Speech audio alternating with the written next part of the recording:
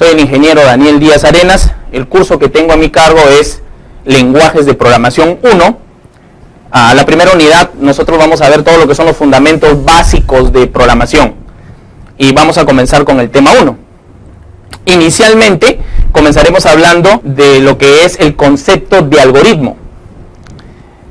Por supuesto que si estamos hablando de un curso de lenguajes de programación, necesariamente tenemos que definir lo que es un algoritmo.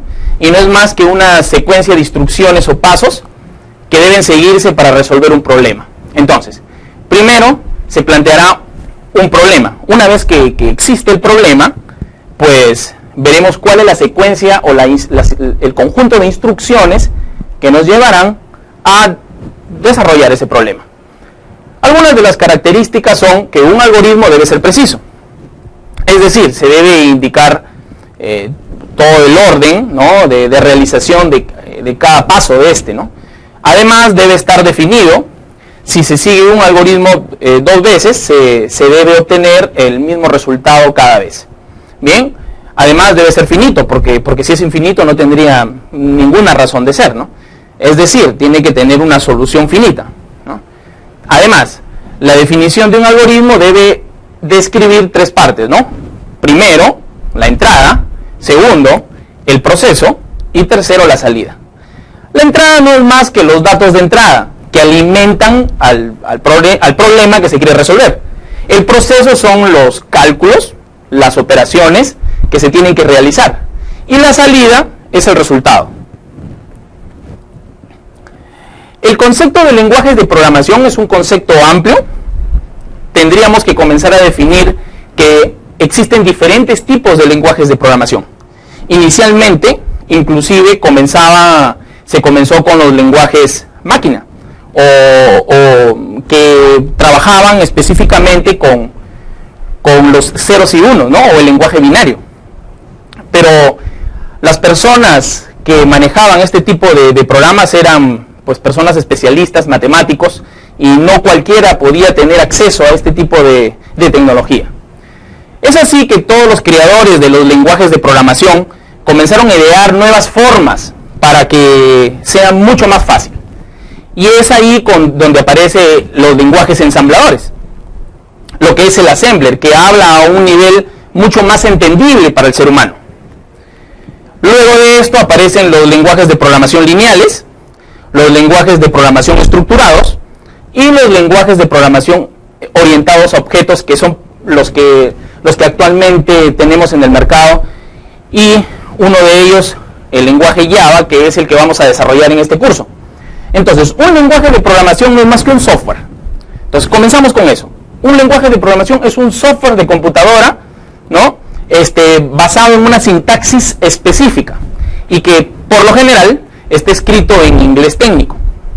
Pero no se asusten con eso, porque les va a ser, conforme vayan avanzando y practicando cada vez más, les va a ser muy sencillo y se van a familiarizar muchísimo con todas estas siglas y con este inglés técnico. La acción que se va a realizar dentro de este lenguaje se llama programar. Y no es más que la acción de instruir o especificar a través de instrucciones o comandos a un computador sobre cómo debe desarrollar una determinada labor o tarea. El programa no es más que una serie de instrucciones. Es una serie de instrucciones que ustedes van a escribir para desarrollar justamente ese problema inicial, ¿no? Todo parte de un problema. Una vez que se tiene ese problema, pues se tendrá una serie de instrucciones para llegar a cumplir el objetivo. Y eso es un programa. Aquí, bueno, en lo que es código fuente, en el momento cuando nosotros estamos desarrollando un problema, ese programa, ese conjunto de instrucciones, se le conoce como código fuente.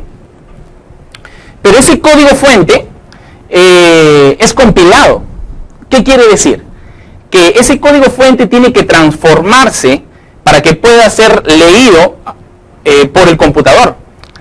Porque recordemos que nosotros el computador no entiende nuestro idioma, ¿no? El computador entiende ceros y unos. Él no sabe nada más. Entonces, tiene que haber un intérprete o algo que transforme ese código fuente que nosotros escribimos para que se transforme en código ejecutable. Entonces, estamos hablando de 3 puntos. Primero, el código fuente, que es lo que nosotros escribimos en el lenguaje de programación, para nuestro caso el Java. Luego ese código fuente se compila o se transforma a un código entendible por el computador. Y a eso se conoce como el código ejecutable, que por lo general se dice que es un lenguaje binario, ¿ok? O sea, de ceros y unos. Algunos puntos más que son muy importantes que debemos conocer y debemos saber o deben saber son los datos, qué es un tipo de datos y cuáles son las operaciones fundamentales que tienen. Un dato, recordemos o aprendámoslo así de simple. Un dato es la mínima partícula que se puede ingresar y por sí sola no tiene ningún sentido, no tiene ningún significado. Por ejemplo, 15 es un dato, Manuel es otro dato, Pedro es otro dato, Avenida Erika 321 es otro dato, pero por sí solo no tiene ningún significado. En cambio, si decimos Pedro vive en la Avenida Erika 354, ya tiene un sentido. Entonces, aquí en lo que es programación vamos a trabajar mucho con lo que son los datos. Los tipos de datos también son muy importantes. Dentro de los tipos de datos más importantes que podemos tener son los tipos de datos numéricos, lógicos, carácter y cadena de texto. Los datos numéricos primero. Los podemos dividir en 2. Están los enteros y los decimales. Los enteros sabemos que son todos los positivos, ¿no? Números enteros. Y los decimales, pues estaríamos hablando de, por decir, 15.5, 15.8, ¿no? Números decimales. Como por ejemplo, sueldo, talla, en el caso de números decimales, o en el caso del tipo número entero, tenemos edad, ¿no? Una edad yo no puedo decir que tengo 20.5 años, ¿no? De hecho, que la edad tiene que ser entera, ¿no? O la cantidad de alumnos de un aula. No puedo decir, existen en esta aula 50.4 alumnos. No. O existen 50, o existen 40, o existen 30. ¿Correcto? Los datos lógicos tienen solamente 2 opciones. ¿Verdad? Falso. Sí, no. Los datos carácter solamente pueden ser, por decir, en la palabra Pedro, ¿cuántos caracteres hay? O en la palabra hola, hay 4 caracteres, donde H es un carácter. Entonces, los tipos de dato carácter solamente contienen una palabra, por decir A, un carácter. Esos son los tipos de dato carácter. Y en cambio, a diferencia de ellos, los tipos de datos de cadena de caracteres pueden ser, pues, una cadena, como el ejemplo que se muestra, es Universidad Privada Telesub, ¿no? Eso sería una cadena de caracteres. En la hora de programación muchas veces las cadenas de caracteres se le ponen una longitud, un tamaño, como por ejemplo 30 o 40, ¿no? Entonces, 30 quiere decir que solamente se pueden ingresar en ella 30 caracteres. O 366 raya 2525, también, ¿no? El ejemplo que está en la diapositiva. Esos son los tipos de datos cadena de caracteres. Por lo general se representan en pseudocódigo, ¿no? Grábense ese nombre que más adelante vamos a explicar qué es ese pseudocódigo, ¿no? Se representan como un tipo de datos cadena. Pero dentro de la programación, en el caso del Java, se representan como tipo de datos string. Continuamos. Variable. Una variable no es más que un dato que se almacena en memoria. ¿Ok? O sea, es un espacio reservado en la memoria principal del computador, para ser más exactos, ¿no? O sea, es un espacio reservado en la memoria principal del computador. Por lo general se identifica por un nombre. O sea, es decir, nosotros en la computadora definimos el nombre de la variable y le asignamos datos. Recordemos que una variable, como su mismo nombre lo dice, es variable. Es decir, puede variar sus datos en el transcurso del programa. No siempre puede quedarse con el mismo valor. Por ejemplo, Si tenemos una variable,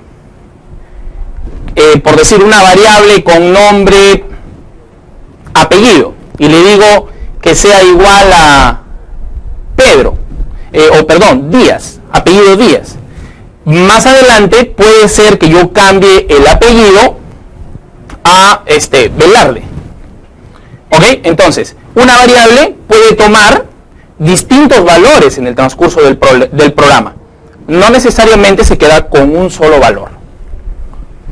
Algunos de los tipos de datos ahí podemos ver en la diapositiva, ¿no? Dice tipos de datos de Java. Como en nuestro caso nosotros, el lenguaje de programación que vamos a manejar es el Java, ¿no? Un lenguaje de programación orientado a objetos, por excelencia, maneja los distintos tipos de datos que tenemos en la diapositiva. Por ejemplo, en la primera columna dice tipo de dato primitivo.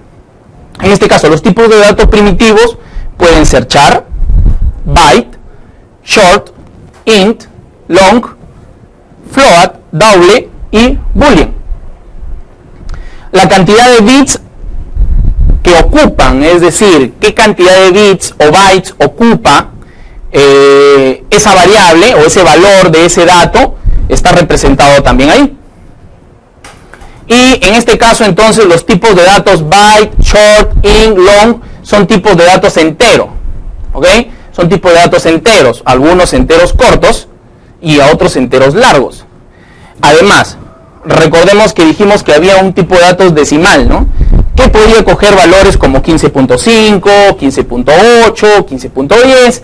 Esos valores en Java se representan como los tipos de datos float, ¿correcto? Como los tipos de datos float. Y los valores sí o no, que también dijimos hace un momento, los valores sí o no son los tipos de datos boolean. Y también, bueno, tenemos algunos tipos de datos string, ¿no? Que no están ahí, y los tipos de datos string son los tipos de datos cadena de caracteres. Las variables se pueden definir de muchos tipos. Dijimos que las variables se almacenaban en memoria RAM, o en la memoria principal del computador. Entonces, pero a la vez, recordemos que siempre a las variables tienen que tener dos cosas. Uno, un nombre, un tipo de dato y un dato. Un nombre, cualquiera que nosotros querramos colocar. Pero recordemos que tiene que tener mucha relación con los datos que van a ser ingresados en ella. Además de eso, también los tipos de datos. Los tipos de datos son muy importantes. Es decir, si la variable va a almacenar números, pues tendré que poner un tipo de dato int, o un tipo de dato doble, o un tipo de dato float, dependiendo de los datos o los valores que van a ser ingresados en la variable. Ahí vemos algunas de las palabras reservadas. Una palabra reservada es una palabra que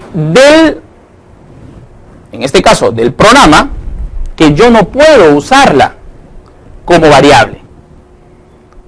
O sea, las palabras reservadas son palabras clave del lenguaje de programación y no se pueden usar como variables. O sea, yo no lo puedo declarar como variables. Dentro de estas palabras reservadas yo tengo algunas de las que están ahí, como boolean, case, class, else, if, catch, break, if y algunas otras que están representadas en la diapositiva. Esas palabras reservadas yo no las puedo usar en la declaración de variables, o sea, es decir, no las puedo declarar. Luego vamos a ver algunos ejercicios sobre esto para poder entender mejor estas partes de esta teoría que estamos hablando. Excelente. Vamos a ver ahora algunos ejemplos de lo que hemos venido conversando. Hemos venido hablando de los tipos de datos de las variables, hemos venido hablando de los tipos, repasando y regresando un poco, hemos estado hablando de los tipos de datos char, tipos de datos enteros, long, y la declaración de variables. Nos quedamos en la declaración de variables. Para poder entender bien la declaración de variables, vamos a un ejemplo. Vamos a declarar una variable entera, int, n, ahí está. Aquí acabamos de declarar una variable. Lo que es importante mencionar que siempre a toda variable tiene un nombre y tiene un tipo de dato. un tipo de dato? Es muy sencillo, consta de dos partes. Si yo quisiera grabar ahora una variable de tipo doble, yo le digo doble y le pongo el nombre, de repente le digo una variable número y al final siempre termino con punto y coma. Esto significa terminar la instrucción. A esto se le conoce como instrucción. Todo esto se le conoce como instrucción. Y siempre en Java yo termino las instrucciones con punto y coma. Siempre definiendo el tipo de dato y el nombre de la variable. No hay necesidad de que la variable se tenga que llamar siempre o número o n, sino es un nombre que nosotros tenemos que definir o ustedes tienen que definir. Pero recordemos que estos nombres que yo defino acá, tanto como número y n en este caso, no tienen que ser palabras reservadas. Es decir, yo no podría declarar, yo no podría hacer esto no podría ser, por decir, de repente decir int y digo do, porque do es una palabra reservada, y como es palabra reservada, yo no puedo utilizarla como variable.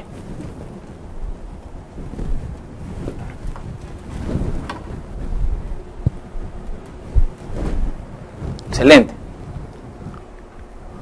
Muy bien, ahora, ¿cómo se inicializan las variables? Vamos nuevamente al ejemplo. La inicialización de variables. El tipo de dato primero, el nombre y el punto y coma al final. Pero esa no es la única forma. También yo puedo trabajar con diferentes o puedo inicializar diferentes variables. Por decir, yo también podría hacer esto, n1, n2, n3, n4 y punto y coma. Es decir, yo aquí estoy declarando 4 variables de tipo entero. Y para terminar la instrucción siempre finalizo con punto y coma. Entonces tenemos dos formas. Una, que yo puedo haber definido esto de esta forma, ¿no? Yo puedo haberle dicho n1, punto y coma, int, n2, punto y coma, int, n3, punto y coma, int, n4, punto y coma. ¿Correcto? Lo puedo haber definido de esta forma o de esta forma. Hay que recordar también que cuando yo defino varias variables en una sola línea, no van con punto y coma, sino van con coma. El punto y coma es para terminar la instrucción. Ahí vemos también en la diapositiva, ¿no? En la diapositiva vemos que también está el mismo ejemplo, ¿no? Int, n1, n2, n3 y n4. Correcto. Ahora, ¿qué son las constantes? Como su mismo nombre lo dice, las constantes no cambian. Las variables cambian. Las constantes no cambian. Por ejemplo, si yo quisiera decir, quiero declarar una variable doble p total que es igual a 100, ¿ok? Punto y coma, que es igual a 100. Entonces, en este caso, yo tengo una variable p total y aquí yo vengo a definir la constante. Le digo static, final doble y un valor, por decir en este caso, IGB, ¿no? El IGB por lo general no va a cambiar, ¿no? 19% hasta el momento, ¿no? 0.19. Entonces en este caso, las variables se definen, las variables o las constantes se definen con este static final, con este tipo de función, static final, y el tipo de dato, ¿ok? Y el tipo de dato. Y al final viene el nombre de la variable, que en este caso le estoy llamando IGB. No necesariamente para todos los casos tiene que ser así, ¿no? Para este caso lo estamos definiendo como IGB. ¿Correcto? Entonces, static final, el tipo de dato, ¿no? Y la variable.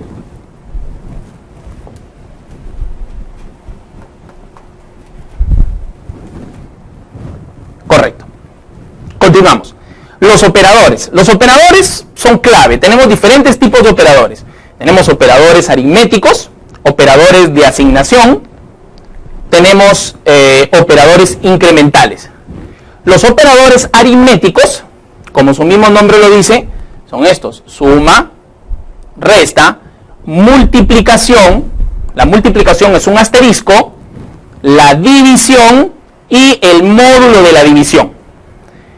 Este módulo de la división posiblemente sea uno de los más complejos de explicar. Es simplemente el resto de la división, el residuo, mejor dicho, ¿no? El residuo de la división. Más adelante en algunos ejercicios vamos a explicar mejor. Entonces, repasando, los operadores de Java, los operadores aritméticos, son suma, resta, la multiplicación, recordamos que es un asterisco, no es una X, en este caso en la programación, la división, esta es la división, y la división natural de residuo.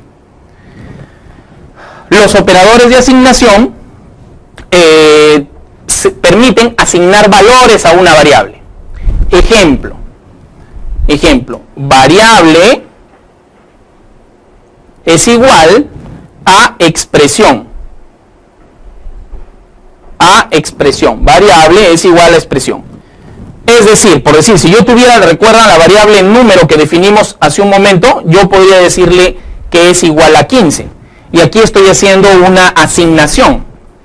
Recordemos, no importa el nivel de programación en el cual estemos.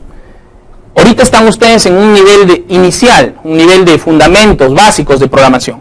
Pero conforme vayan avanzando a todos los niveles, por más de que sea el más avanzado, siempre la asignación es que todo lo que está en la parte derecha se asigna a la parte izquierda. Es decir, la variable número ahora vale 15. Y de esta forma hemos terminado la asignación. Lo repito, la variable número vale 15. Todo lo de la derecha se asigna a la izquierda. Y de esta forma la variable número ya tiene un valor.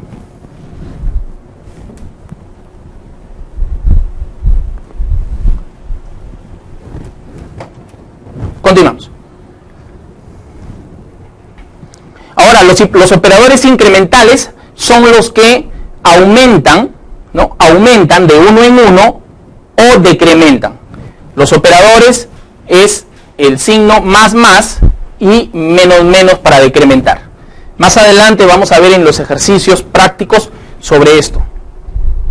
Bien, tenemos además estos operadores también: más igual, multiplicación igual, división igual.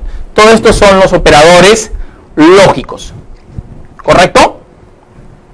Dentro de los operadores de comparación tenemos operadores de comparación igual.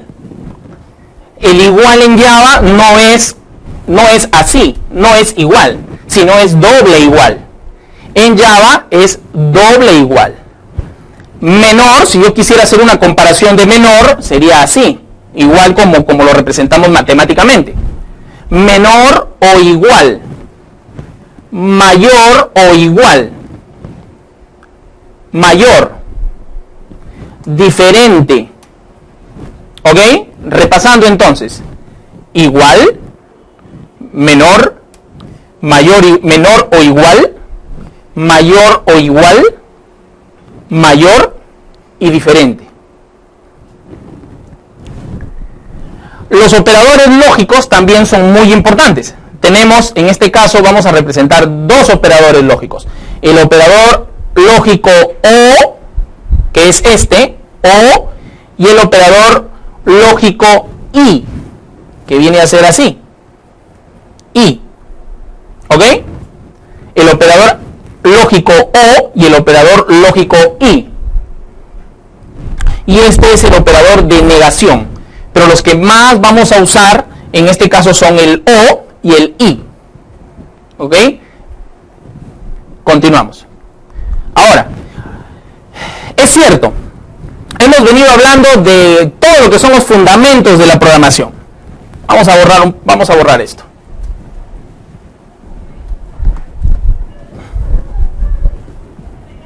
Vamos a borrar esto. Ahora sí. Entonces, muchas veces cuando estamos escribiendo mucho código, claro, ahorita están recién ustedes comenzando, Pero en el transcurso que ustedes avancen en este mundo tan bonito de la programación, van a tener tanto código y tantas líneas, miles y miles de líneas de código, que es necesario que ustedes agreguen comentarios. Los comentarios son bloques de código que no lee el compilador del Java. Es decir, no los toma en cuenta. Solamente son entendibles por nosotros. No son entendibles por el lenguaje de programación. En el caso del Java, los comentarios se representan de esta forma. Si queremos hacer que esta línea, que solamente sea una línea de comentario, aquí podemos escribir este código funciona de la siguiente forma. En cambio, si nosotros queremos establecer un comentario para más de una línea, utilizamos esta función, ¿no? Todo lo que yo escriba acá se pone en comentario, y para terminar, termino con asterisco y un slash. Es decir, para iniciar el comentario, slash y asterisco, y para finalizar, asterisco y slash. De esta forma yo puedo comentar más de una línea de código. Aquí, con este operador, solamente comento una línea de código. A veces nos ponemos en la disyuntiva de decir si los comentarios son importantes o solamente es una pérdida de tiempo. Por experiencia les puedo decir, experiencia personal, muchas veces en una oportunidad había estado haciendo un desarrollo para colegios, y era la parte de la impresión de la libreta. Bueno, me llevó muchas líneas de código y mucho trabajo poder terminar a tiempo, pero no lo comenté. Simplemente creí que me iba a acordar porque era mi código.